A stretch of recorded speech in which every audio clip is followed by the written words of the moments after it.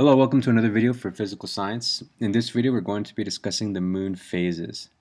This video is loaded with quite a bit of information, so I'll try to break it down, segment it so it makes sense and it's easy to learn. So let's go ahead and give it a try. So again, we're talking about the moon phases.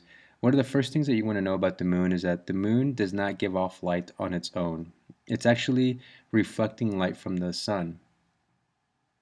So you can see we have a um, showing how the sun hits the moon, and then the moon reflects that light back to Earth, and then we see the moon as it is. Okay, so half of the moon is almost always illuminated. Actually, let me take that back. It is always illuminated.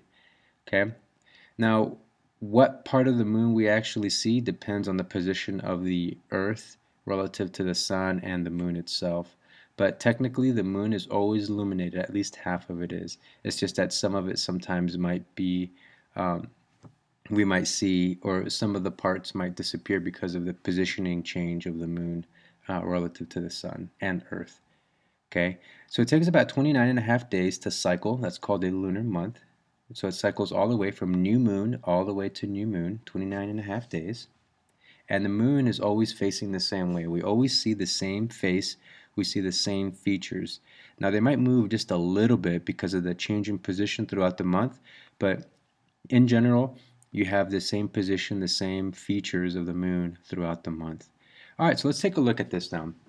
Here you have the new moon. We're gonna look at the different phases. A new moon.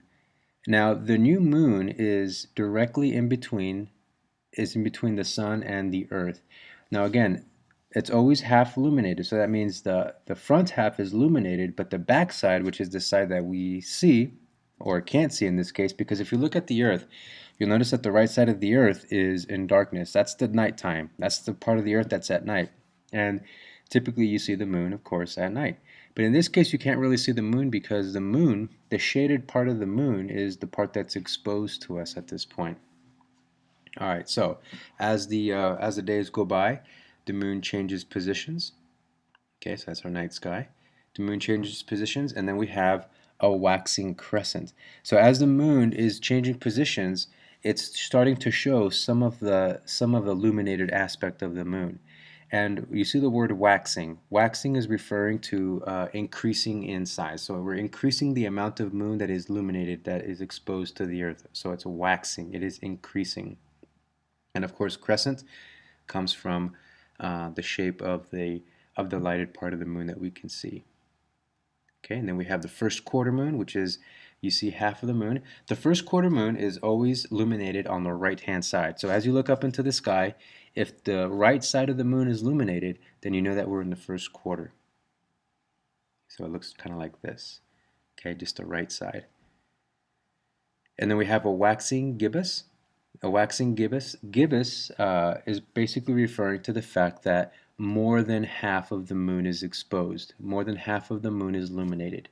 Okay, so when you see that word gibbous, and then when you see the word waxing, of course that means we're still on the first half. It is still increasing in size as far as how much we see illuminated. And then of course, the halfway point, we get a full moon, which means it's directly on the opposite side, which means that we have full light exposure on the moon, and we see the moon in all of its glory at this point. That's the full moon. Okay, so you have the light hitting it directly and then bouncing back to the surface of the earth. Now, as the days go by again, now you have a waning. Waning meaning now it's the illumination is decreasing.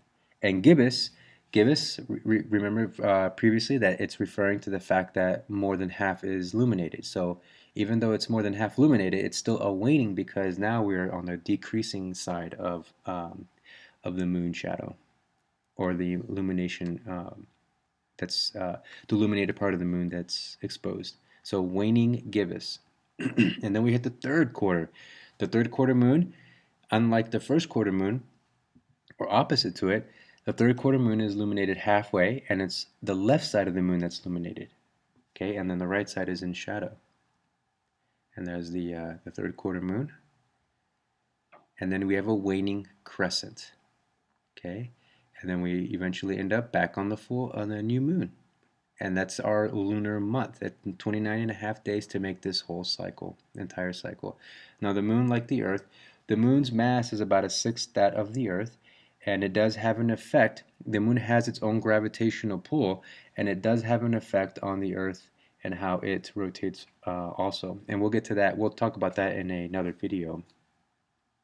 So again, here's all the aspects of the moon, all the phases. So let's break it down real quick. So let's look at the the crescent side. So remember again that waxing means increasing. So that means on the bottom, it's a waxing crescent, which means that's the minimum that we'll see lighted. And as the days go by, that illumination will increase. And then you'll see the waning crescent, meaning that the illumination is decreasing. And then on the other side, you have the gibbous, which is more than half being exposed. Okay, now if it's a waxing gibbous, that means we're on our way to a full moon. If it's a waning gibbous, that means we're on our way to a new moon. And then let's look at this in quarters, right? You see the 4 quarters that we have there? So at the first quarter, you have of course, the first quarter, which shows the moon being illuminated on the right side. And then at the halfway point, you have the full moon. And then the third quarter point, you have the third quarter moon, which is illuminated on the left. And then in its entirety, we have the new moon, where all of it is in shadow. So hopefully this breakdown of the terms and the moons themselves will help you in breaking down how you remember this information. Okay, well, that will do it for our video on the moon phases. I hope this helped, and good luck in your studying.